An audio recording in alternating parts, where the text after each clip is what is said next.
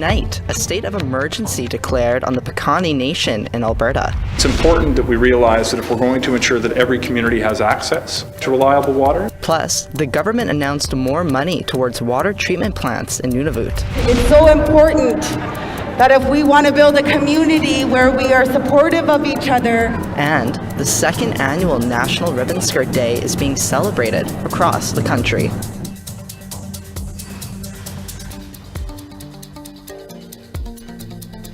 Tanche and welcome to APTN National News. I'm Sav Jonesa. The Piikani Nation in southern Alberta has declared a state of emergency over an opioid crisis.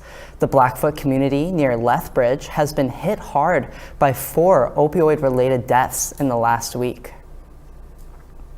In a statement on Tuesday, Chief Troy Knowlton says that the declaration of emergency will provide the Piikani with additional resources for emergencies and addiction treatment.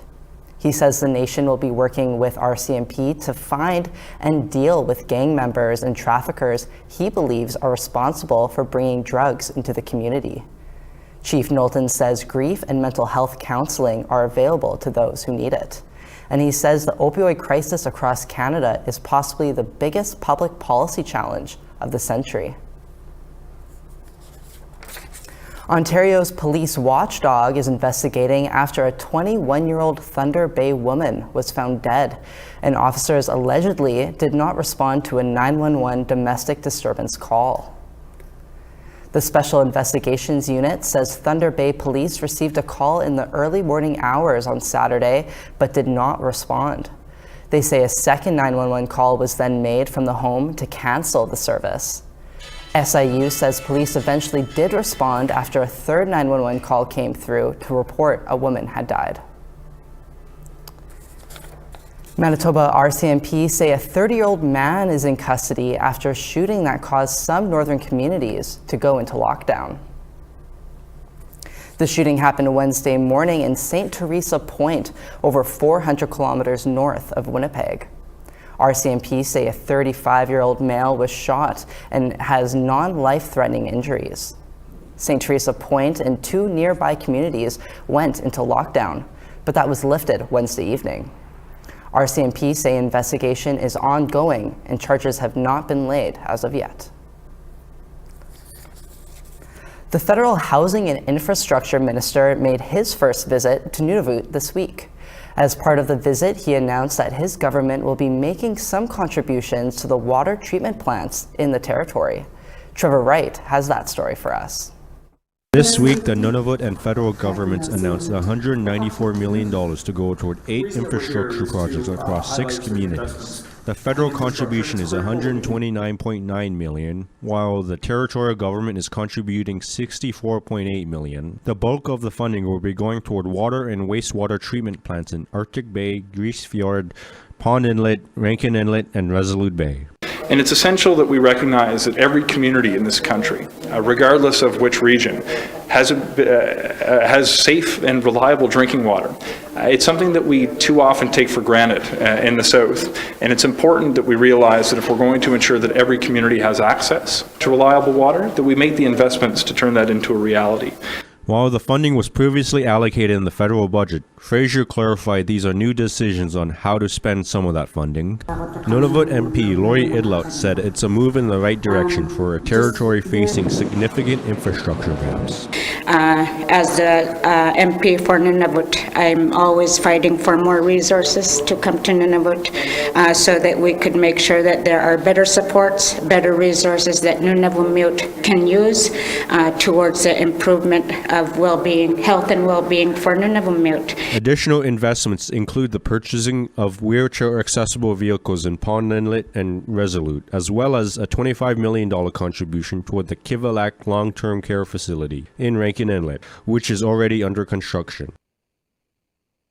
Trevor Wright, APTN National News, Iqaluit. It was a tough year for Justin Trudeau and the Liberals in Ottawa. The Liberals were forced to address the lack of affordable housing, deal with bail reform, and walk back its gun control legislation. The government also introduced its controversial Bill C-53, which recognizes Métis governments in Alberta, Saskatchewan, and Ontario. APTN's Fraser Needham has more. The Honourable Leader of the Official Opposition. What is shameful is that this Prime Minister is causing homelessness in this country. He's Prime Minister. The government continued to be on the hot seat throughout the year for a lack of affordable housing across Canada. This includes housing for Indigenous people living in urban centres, who make up an expanding number of homeless people living in major cities. In the spring budget, the Liberals pledged $4 billion over 7 years to address the housing needs of Indigenous people living away from their home communities. But as Ottawa Indigenous housing advocate Mark Miracle told APTN's Nation, is nowhere near enough and spaced out over too long a period of time. But I think it's safe to say that we won't see that money allocated to urban housing interests, certainly in the short term, and I wouldn't expect this government to survive long enough to realize their commitment of $4.1 billion, that even that is not a full commitment to the need that exists. The government was also under pressure to tighten up its bail regulations after an OPP officer was allegedly shot and killed by First Nations man on bail in southern Ontario at the end of 2022. Justice advocates complained a new Bill C-48 will only further target Indigenous people who are already grossly overrepresented in the prison system. But at a press conference in May, then Justice Minister David Lametti said the legislation shouldn't affect the consideration of Gladue factors when granting bail. It should not, in the sense that Gladue factors are applied at bail hearings, but it does not change the fundamental premise of bail, which is you have a right to bail unless you are a threat to flee, unless you're a threat to public safety, or if the administration if the confidence of the justice system will be brought into question. Liberals were also forced to abandon amendments to their Bill C-21 gun control legislation after criticism of an attempt to ban all assault-style rifles unfairly targeted law-abiding gun owners, including Indigenous hunters. The NDP was one of the parties against the amendments, and here's what Nunavut MP Laurie Idlot had to say after they were dropped. We've helped to make sure that we're refocusing what the intent of C-21 was, which is to fight gang violence in urban centers, focusing on handguns and military-style weapons. Another big point of contention was the introduction of Bill C-53. If passed, it will formally recognize Métis nations of Alberta, Saskatchewan, and Ontario as self-governing entities. A number of First Nations in Ontario do not see the MNO as a legitimate organization, and fear Bill C-53 will be used to obtain land, hunting, and treaty rights in their traditional territories. At a rally against the bill on Parliament Hill in September, here's what Nipissing First Nation Chief Scott McLeod had to say. It recognizes a Métis presence in our territories that historically have never been there, and really, when you dig deep, the due diligence for determining who is a Métis person has not been done.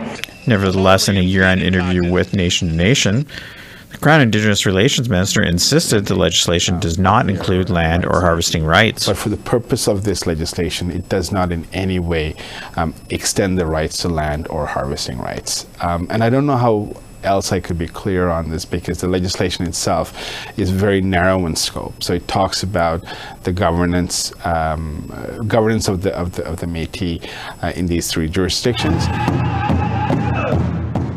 The Assembly of First Nations also faced its fair share of challenges in 2023. After more than a year of infighting, National Chief Roseanne Archibald was formally ousted at the AFN Assembly in Halifax in July. This after an external report alleged Archibald harassed AFN staff. Cindy Woodhouse pushed for unity in the organization after being elected National Chief in December. If we work on the issues together, we shouldn't have time to bicker. There's too many people suffering out there. There's people on the streets. There's people with First Nations that have many issues. And if we focus on our people. Woodhouse, the former regional chief for Manitoba, is the second elected woman to lead the AFN. Fraser Needham, APTN National News, Ottawa. We have to step aside for a moment, but first, here's a look ahead to the East Coast, where National Ribbon Skirt Day was celebrated with Mi'kmaq culture. Angel Moore is working on this story. I'm here at the school at the Sabaganagati First Nation, where students, teachers, and community leaders came together to have a round dance and to learn the history of Kojawa, a traditional Mi'kmaq dance. It was all to honor Isabella Kulak, who was shamed for wearing a ribbon skirt to school. I'll have more of the story to come on APTN National News.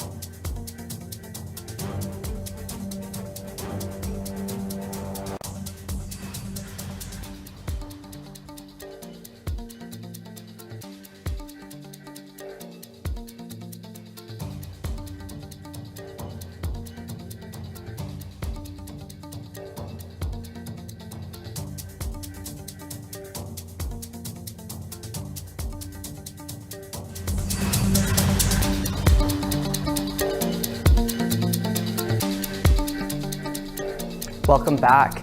As we continue our look at the big stories that happened around Turtle Island last year, we look to Alberta next.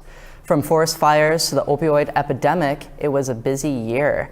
Here's our Chris Stewart with what happened. On January 6, Anthony Bilodeau was sentenced to life in prison with no chance of parole for 13 years in the manslaughter and second-degree murder convictions of Jacob Sansom and Maurice Cardinal. He shot the two Métis hunters and left them for dead on a rural road. His father, Roger Bilodeau, had previously been sentenced to 10 years for 2 counts of manslaughter for his role in the two men's deaths. They took away not only Maurice and Jacob, but they took away their families' joy. They took away more than just joy from us. They took away 2 people, that were loved. They were our life. They were our foundation. They were our everything. In March, Imperial Oil met with residents of Fort Chipewyan in northern Alberta to talk about 2 leaks of the Curl Oil Sands Project tailing pond draining into Muskeg. The second leak was big enough to fill 2 Olympic-sized swimming pools. Residents were unimpressed with the oil company. They never gave us answers besides, yes, it's in the water, yes, it's in the air, yes, it's in all your traditional foods. So we're, if this keeps up, we're probably going to be the first oil sands environmental refugees. The opioid epidemic in the province is not slowing down. In April, Dr. Esther Tailfeathers says that most of the deaths on the Piikani blood tribe in southern Alberta are due to overdoses. I counted 68%. That was 42 out of 62 deaths were drug overdose related, drug related, or suicide since December 25th to March 25th. Wildfire season began in late April, bringing smoke and air quality alerts for large parts of Alberta and beyond. The warnings would last all summer and well into the fall. Fort Chipewyan was once again in the news after a massive wildfire forced the evacuation of its residents at the end of May. I think the members that evacuated are pretty just concerned about, whether, they're going to have a home to come back to. And with the efforts from Alberta Forestry, RM, the Three Nations, the Cooks, whoever it may be that has anything to do with it, they're fighting to make sure that everybody comes back to a home. The evacuation lasted 3 weeks before residents were allowed to return. No homes were lost, but some cabins were destroyed. In September, the Métis Nation of Alberta elected Andrea Sandmeyer as the new president, replacing Audrey Portra, who had been president since 1996. The Otipemisiwak Métis government is eager to further strengthen our relationships with the governments of Alberta and Canada. We are collaborating on a nation-to-nation basis with Alberta and Canada to promote the interests and prosperity of our Métis communities. In November, APTN spoke to environmentalists opposing Suncor's proposed expansion of one of their oil sands projects. They say the existing wetlands are vital to animals, First Nations, and providing a barrier against wildfires. They asked the Alberta Energy Regulator to reconsider its approval of the project. So we already have over 30 projects that currently exist in the tar sands. And there's 19 toxic tailings ponds currently. So with this expansion, the Fort Hills mine expansion, there's going to be an increase in fresh water use and an increase in toxic tailings ponds. The Alberta Energy Regulator has since ruled they will not rescind its approval for the project, giving a green light to its expansion. Those are some of the top stories in Alberta for 2023. Chris Stewart, APTN National News, Edmonton. Anishinaabe musician Billy Joe Green lost his home to a fire before Christmas. Now his friends, fans, and family are rallying support. Fundraisers and festivals are planned to give the Winnipeg-based musician a leg up in his time of trouble. He joins us now by phone. Hi, Billy Joe. I'm so sorry to hear about the loss of your home. What's it been like for you the past couple of weeks? Well, it's been kind of a nightmare, and but lots of help came in. The Canadian Red Cross showed up day out, and they put us up in a hotel for 3 or 4 days. And then we got to stay also at the Wyndham on Medicine there for about a week, but it got pretty expensive, so finally we got to move into a relative's apartment that's, she let us have the apartment for until tomorrow. Tomorrow we're moving into a new place. Yeah, so things are nuts, crazy, but we're getting a lot of support from community all across our country, from That's fantastic. Alberta to here. What kind of supports exactly are you getting, and how is it helping you? Well, the Red Cross, of course, they covered us for, they gave us sustenance. They gave us a $1,000 credit card, so we bought groceries and had dinner, and then Show Lake 40, my home res. They paid for some of the Wyndham stay, and they also sent money to my GoFundMe page. And so the GoFundMe page is, it loaded up pretty quick. But it's all in the bank now, so we're just waiting until tomorrow when we can move in to our new place, yes. I'm happy to hear that you're not alone with this. I hear that there's also a music festival planned. Do you plan to be there as well? Oh yeah, that's tomorrow night at the West End Cultural Center. We're going to be performing for an hour there, along with special guests. We got Ernest Monia is going to show up. Errol Randall's going to do a couple of songs, and a big star from Nashville plays for the guitar for the Bellamy Brothers. Randy Hebert is on holidays now, and he might stop in and do a couple of songs with Seaweed and us guys. So we'll just back them up, and also Ms. Dorian will be there, as well as Nee Joggin, and there's a young fiddle player out of Selkirk that's going to come. I think she's 16 years old. She's going to play some fiddle for the people, yes. Well, it sounds like that will be a nice event to kind of take your mind off things, hey? Well, yeah. Well, we're not in the clear yet. We still have to get some furniture and get some of my guitars restored to working condition. Mm-hmm. Yeah. So, you have a lot going on there, hey? Yes, and it's all for the positive now. We got we did our little grieving time, but we got the hell out of that grieving time and got on our feet and started, punching through,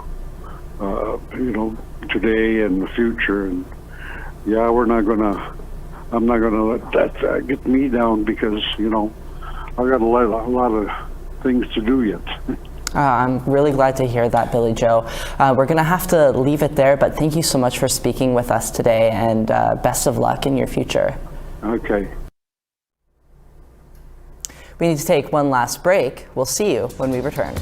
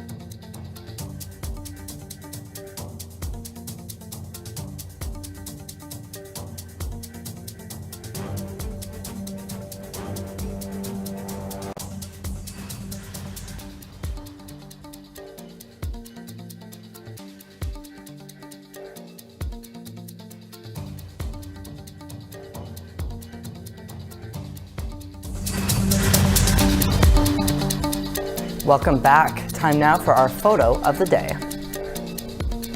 Shirley Parsons shared with all of us this colorful sunset from Manitou Beach, located just 2 hours north of Regina, Saskatchewan. Thanks so much for sending this in, Shirley. We want to see your pictures, so send them to share@aptn.ca for the chance to be our next photo of the day. Now let's take a look at tomorrow's weather forecast. It'll be -5 in St. John's, -7 in Charlottetown, -20 in Kuujjuaq, -11 in Cartwright. It'll be -10 in Quebec City and -4 in Montreal. It'll be 0 in Toronto and -2 in North Bay. -7 in Timmins, -23 in Big Trout Lake. Puckatawagan is a cold -23 and God's Lake is -18. -5 in Gimli, -12 in Barons River. -8 in Regina, -6 in North Battleford. -25 in Stony Rapids, -11 in Buffalo Narrows. -16 in Fort McMurray, -20 in High Level. -1 in Calgary, -3 in Edmonton. +7 in Vancouver, +4 in Bella Coola.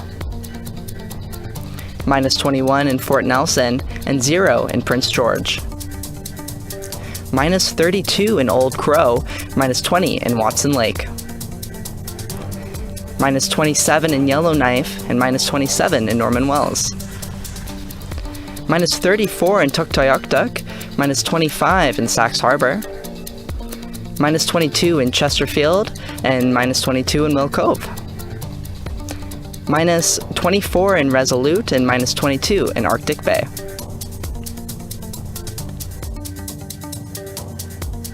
Today, people across the country are celebrating the second annual National Ribbon Skirt Day. An event took place at a Winnipeg mall where Indigenous women, girls, and gender-diverse people wore their ribbon skirts with pride.